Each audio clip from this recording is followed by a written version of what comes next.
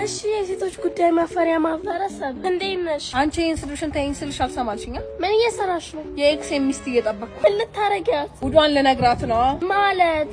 ቆይ መጣች። አይ እንዴት ነሽ? ደህና እግዚአብሔር ይመስገን። የሳሚ ሚስት ነሽ አይደል? አዎ ምን ነበር? አይ ላመሰግንሽ ነበር።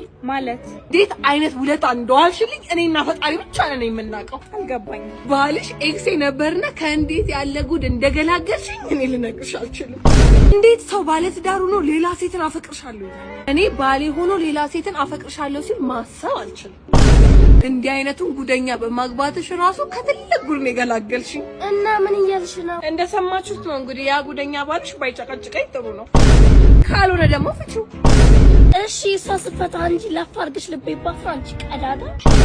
ደግሞ አንቺ አይደለሽ እንዴ ቁም ስቅሉ የምታሳየው? በሱ በኩል አልሆን ሲልሽ በሷ በኩል መጣሽ። አንቺ ጓደኝነትሽ ለኔ ነው። ስለምን ጓደኝነት ነው የምታወሩ? የሴቶች ማፈሪያ ማህበረሰብ